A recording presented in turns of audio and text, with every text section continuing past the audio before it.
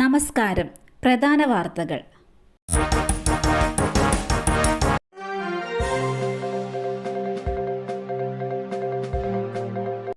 Police സ്റ്റേഷന് മുന്നിൽ കുത്തിയിരുന്ന രാഹുലിന്റെ സുഹൃത്ത് ഫെന്നി.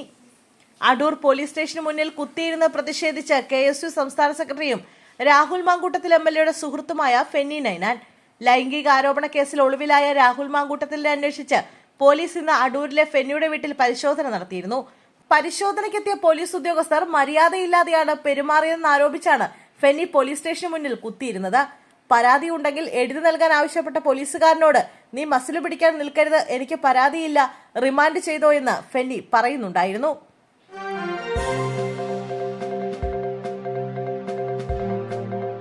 അതിജീവതയെ അപമാനിച്ചെന്ന കേസിൽ രാഹുൽ ഈശ്വർ അറസ്റ്റിൽ. കസ്റ്റഡിയിലെടുത്ത് ചോദ്യം ചെയ്തതിന് പിന്നാലെയാണ് സൈബർ പോലീസ് അറസ്റ്റ് രേഖപ്പെടുത്തിയത്.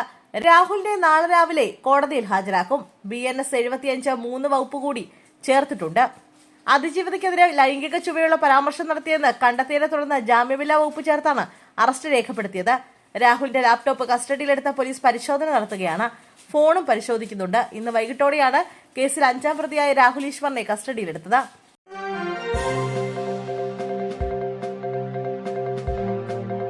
ഒഴുക്കിൽപ്പെട്ട 9 വയസ്സുകാരനെ രക്ഷിക്കാൻ ശ്രമിക്കവേ യുവാവ് മുങ്ങി മരിച്ചു. കാടുകുറ്റിയിൽ ചാലക്കുടി പുഴയുടെ കൈവരിയായ അരങ്ങാലിക്കടവിൽ കുളിക്കാനിറങ്ങിയ യുവാവ് മുങ്ങി മരിച്ചു. പാറക്കടവ് പഞ്ചായത്തിലെ എളവൂർ സ്വദേശി കൊടുമ്പള്ളി വീട്ടിൽ ജോഷിയുടെ മകൻ കൃഷ്ണനാണ് ഇന്നുച്ചയ്ക്ക് 12:30 മരിച്ചത്. കുടുംബ സുഹൃത്തുക്കളായ 6 പേരാണ് അരങ്ങാലിക്കടവിൽ കുളിക്കാനിറങ്ങിയത്. കുളിക്കുന്നതിനിടെ 9 വയസ്സുകാരൻ ഒഴുക്കിൽപ്പെട്ടിരുന്നു. കുട്ടിയെ രക്ഷിക്കുന്നതിനിടെ കൃഷ്ണൻ ഒഴുക്കിൽപ്പെട്ടു. സംഭവ സ്ഥലത്തുണ്ടായിരുന്നവർ ഉടൻ ആശുപത്രിയിൽ എത്തിച്ചെങ്കിലും രക്ഷിക്കാനായില്ല.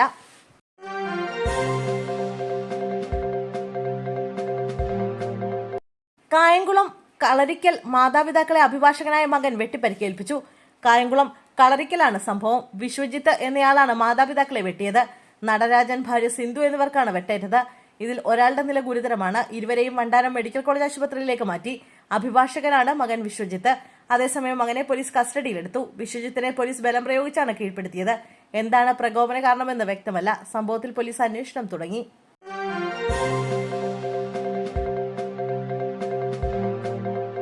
യുവതിയെ കടന്നുപിടിച്ച BJP പ്രവർത്തകൻ അറസ്റ്റിൽ.